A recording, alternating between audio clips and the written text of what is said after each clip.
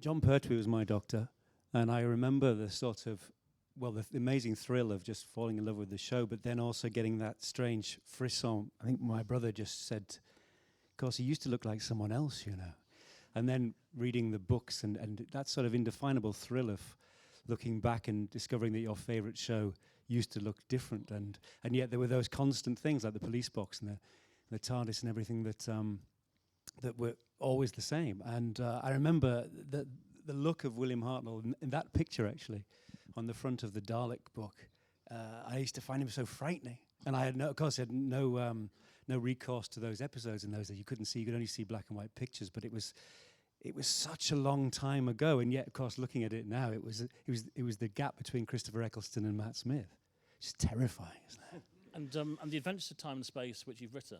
An Adventure in Space and Time. I'll tell you a story about this. This story we're about to see, of course, has several different titles. No one will ever decide what it's called, and it's happening again.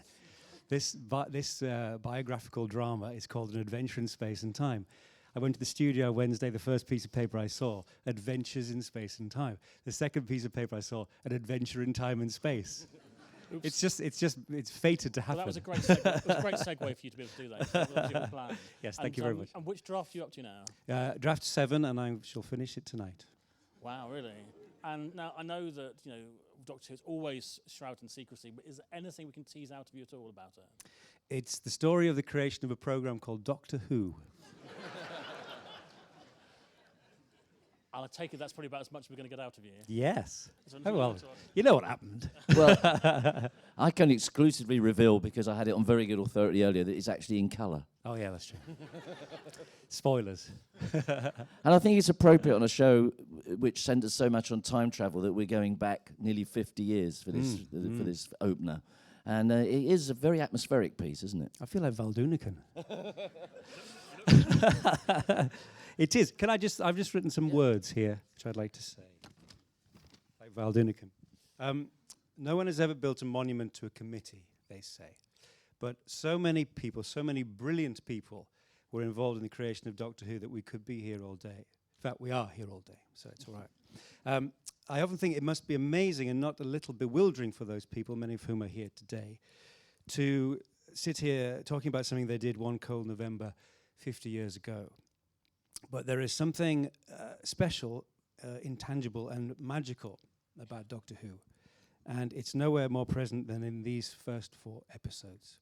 The Tribe of Gum, 100,000 BC, and An Unearthly Child, whatever. It's still brilliant. Enjoy it. Can I ask you, when you first started the programme, there's obviously no indication that it's going to become a classic. It's just another job, I guess, for you at the time. Yes, it was, yes. He was scheduled into the studio to work on about 4 programmes every week. We did 4 days on and 3 days off. And this was just another programme for a vision mixer to be scheduled on with the camera crew and all the studio crew. I knew about Doctor Who before that first recording because I'd been to an experimental session, this is directly to do with radiophonic workshops and the titles, with Mervyn Pinfield, and who then became the producer, sorry. And in that experimental session, we pointed a camera at its own output, and everybody knows the story of a visual howl round that eventually was recorded onto film, and that was then sent to Bernard Lodge, who then produced the titles that we all know and love, that then were sent to radiophonic workshops, I believe, and they were matched together. We didn't know that it was going to be the success it was, obviously, but we were only recording about a month or 6 weeks before transmission. So when the program was transmitted, there was high critical acclaim for it, which was quite extraordinary. And I think you can see why. I think that they were very, very exciting episodes. Yeah, and it's amazing how much of the key elements are there right at the start, aren't they? You know, from the mystery, from the TARDIS itself. and actually saying Doctor Who. Story about the signature tune. When Verity and Waris came to see us for the first time, they explained that they would have liked a sig tune by Ron Grainer. At that time, Ron had decided he wasn't going to do any more television signature tunes. And they would like it played by the Structure Sonore. This was a French group of sculptors who created instruments from sheets of metal and long glass tubes. It so happened that Desmond Briscoe, who was head of the Radiophonic Workshop at the time, knew Ron very well. And Ron had asked if it was possible to do a collaboration with the Radiophonic Workshop. So Ron actually rang up and said, there's this new program that you don't want to do. Would you like to do it as a collaboration with us? Ron said yes, he would.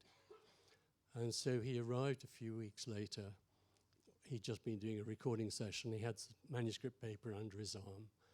And he took this score for the other program out, ripped one of the blank sheets in half and scribbled down. And he gave that to Delia Derbyshire. And he said, this is roughly what I want to do. And I want sort of things like cloud bubbles and windy things. And that's it, Delia. And he went off. And 3 weeks later, he came back, and it was played to Ron and to Verity and Waris. And Ron said, geez, Delia, did I write that? And Delia said to him famously, well, most of it, Ron. Now, I mean, obviously, this being our first instalment in our year-long celebration, this looks at the William Hartnell era. And not everyone's as old as me here. I can remember that era. Although I was quite young at the time, he was a known star, wasn't he, beforehand? He'd been in the Carry On Sergeant. Obviously, he was a figure in the Army game. He always used to play those sort of very gruff, very powerful, very glum sort of characters. And this was this wonderful chance for him to now become a great hero to children. But he's still created that role, and the way it was written, I guess, is to make it very gruff like that, like the persona he used to play. Well, I know that Waris will know more about this, but from the pilot to that first episode, it changed from being a rather severe character to being the rather lyrical character that you saw in the first episode. So he was a very well-known film actor and pretty nice chap, really. During that first series, I know that my first daughter was born, and 2 years later, there she was dangling.